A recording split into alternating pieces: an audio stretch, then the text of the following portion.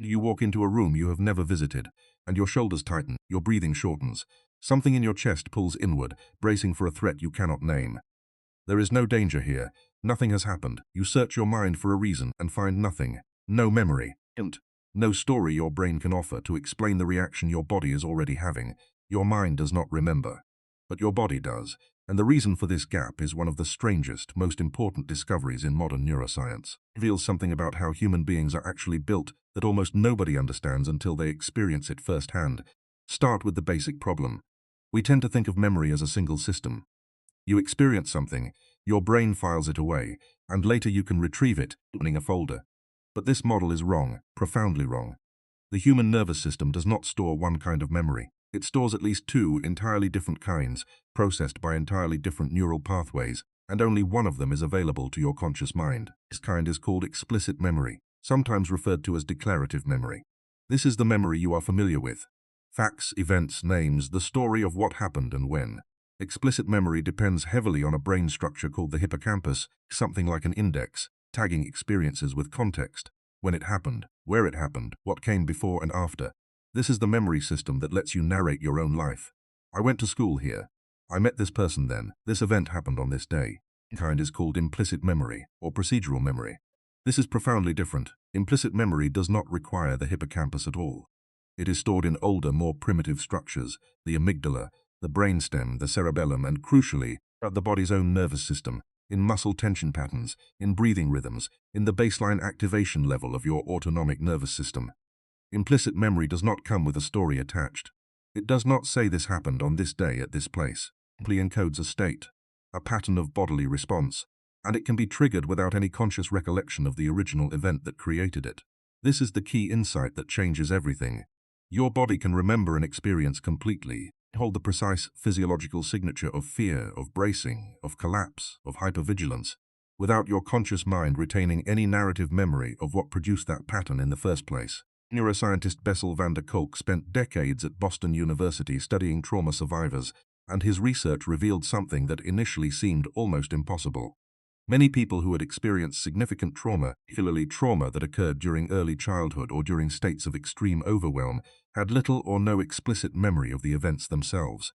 They could not narrate what happened. They had gaps, fragments, blank spaces where the story should be. Their bodies behaved as though the trauma were still actively occurring. Specific sounds, smells, postures, or environments would trigger intense physiological reactions, racing heart, shallow breath, muscular bracing, of dread, with absolutely no accompanying memory to explain why. Van der Kolk's explanation reshaped how the field of psychology understands trauma.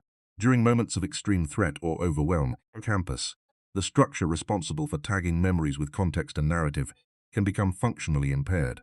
Under high levels of stress hormones, particularly cortisol, hippocampal function is suppressed. The encoding of explicit memory essentially shuts down, but the amygdala, the brain's threat detector, does not shut down. If anything, it becomes hyperactive under stress. So the emotional and physiological intensity of the event gets encoded vividly, while the contextual, narrative wrapper around it never forms. The result is a body that remembers everything and a mind that remembers nothing. Or worse, a mind that remembers fragments so disconnected they make no coherent sense. This explains something that confuses almost everyone who experiences it: feeling of fear or dread with no identifiable cause. Walking into a particular kind of room and feeling your chest tighten. Hearing a particular tone of voice and feeling your whole body go rigid. Smelling a particular scent and feeling a wave of nausea or panic with absolutely no memory attached. You are not imagining this. You are not being irrational. Your nervous system has detected a pattern that matches something it encoded long ago, that never made it into your narrative memory, but was burned with full intensity into your implicit bodily memory. This phenomenon has a name in clinical literature. It is sometimes called somatic memory, and the broader framework around it is referred to as the body keeps the score, a phrase Van der Kolk made famous through his research and writing. The premise is straightforward but deeply unsettling. The body is not a passive vessel that the mind happens to occupy. It is an active participant in memory storage, sometimes the primary participant, holding information your conscious mind never had access to, and in some cases may never gain access to in narrative form. Consider how this plays out developmentally. Dr. Alan Shaw at UCLA has spent his career studying how early childhood experiences, particularly experiences in the first 2 years of life, before explicit memory systems are even fully developed, become encoded into what he calls the right brain implicit self. Infants and very young children do not have a mature hippocampus. They cannot form explicit, narratable memories the way adults can, but their nervous systems are absolutely forming memory. Patterns of attachment, patterns of safety or threat, patterns of how caregivers responded to distress.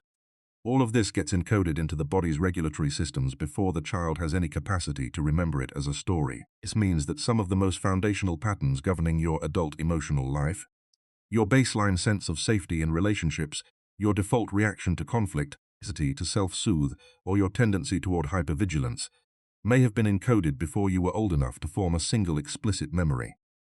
You cannot remember the events that shaped these patterns because explicit memory was not yet operational when they occurred. The body remembers. It remembers in the form of automatic pre-conscious reactions that fire faster than thought, that activate before your reasoning mind has a chance to evaluate the situation. This is not a flaw in your design. It served a critical evolutionary purpose. Consider the survival logic. An infant or young child in an ancestral environment who could not consciously remember which caregivers were responsive and safe versus distracted or dangerous, whose body learned to physically relax around the safe ones and brace around the unpredictable ones, had a massive survival advantage over an infant who needed to consciously reason through every interaction. The body's rapid, verbal learning system allowed for survival-relevant adaptation long before the cognitive architecture for conscious memory was even online. Implicit bodily memory is older than explicit memory in evolutionary terms, and it remains faster, more automatic, in many ways more powerful throughout your entire life. Researcher Stephen Porges at Indiana University developed what he calls polyvagal theory, which maps out how the autonomic nervous system, the part of your nervous system responsible for automatic functions like heart rate, and your baseline state of alertness or calm, develops distinct response patterns based on accumulated experience. Porges showed that your nervous system is constantly running what he calls neuroception, an unconscious surveillance system that scans the environment for cues of safety or danger, faster and more comprehensively than conscious perception ever could. Neuroception does not wait for your thinking brain to analyze a situation. It responds to subtle cues, the pitch of a voice, speed of someone's movements, the quality of eye contact, even features of a physical space, and shifts your nervous system into a state of safety, mobilization, or shutdown before you have consciously registered any of these cues at all. This is why you can feel instantly at ease in some environments and instantly tense in others without being able to explain why. Your neuroception has already made an assessment based on accumulated implicit memory. Your conscious mind is simply experiencing the downstream physiological result. Here is where this becomes especially relevant to your daily life. The implicit memory system does not distinguish well between past and present. When a current sensory cue closely matches the pattern encoded by a past threatening experience, even if you have no explicit memory of that experience, your nervous system responds as though the original threat is happening now. This is sometimes called a trigger. That word has become so casually used that its actual mechanism gets lost. A trigger is not simply an unpleasant reminder. It is a precise activation of a stored implicit memory pattern, complete with the full physiological signature of the original event, appearing in the present moment with no narrative awareness of its origin. This explains why intellectual understanding alone often fails to resolve these reactions. You can know consciously and completely that the room you just walked into poses no threat, reason through the situation perfectly, and your body will continue bracing anyway. This is not a failure of willpower or insight. It is because the implicit memory system operates largely outside the reach of conscious reasoning. The hippocampus and the prefrontal cortex, mental reasoning and narrative understanding, are simply not the systems holding this particular memory. You cannot think your way out of a bodily memory using a part of the brain that never participated in encoding it. So how do you work with a system like this? The answer that has emerged from decades of clinical research is that resolving implicit somatic memory requires working through the body itself, not exclusively through narrative or cognitive understanding. This is the foundation behind therapeutic approaches like somatic experiencing, developed by Peter Levine, which focuses on helping the nervous system complete physiological response cycles that were interrupted during the original overwhelming experience. Levine's work proposes that when a threat response is activated, but the natural completion of that response, fighting, fleeing, or fully discharging the mobilized energy, is prevented, the energy remains stored in the nervous system, leading to the chronic activation patterns that show up later as unexplained tension, anxiety, or reactivity. This is also the foundation behind EMDR, eye movement desensitization and reprocessing, through bilateral sensory stimulation to help the brain access and reprocess implicit memory material that narrative talk therapy alone often cannot reach. and it is the foundation behind body-based practices more broadly. Practices that prioritize physical sensation, breath, movement as pathways into material that talking and thinking cannot access, because that material was never encoded in a form that talking and thinking can directly retrieve. None of this means your conscious mind is unimportant, or that understanding does not matter. Understanding why your body responds the way it does changes your relationship to the reaction itself, even when it does not immediately resolve the reaction. Knowing that an inexplicable wave of dread is not a character flaw, not an overreaction, evidence that something is wrong with you, but rather a precise, intelligent, if outdated, response from a nervous system that learned something important, long before you had the capacity to remember learning it. This knowledge changes the entire emotional texture of the experience. Move from being mystified and ashamed of your own reactions to being curious about them. You begin to treat your body not as an unreliable narrator, but as a witness who saw something your conscious mind never had the chance to record. There is something profound in this. He has been keeping a record this entire time. Every room that made you uneasy for no reason, every voice that made you flinch, every unexplained wave of calm in the presence of certain people and unexplained tension around others. None of it was random. None of it was your imagination.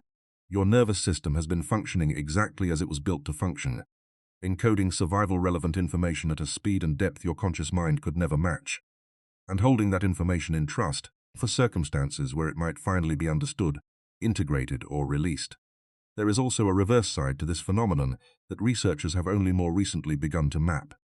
Just as your body can hold threat memories without conscious access, also hold memories of safety and ease in the same hidden way.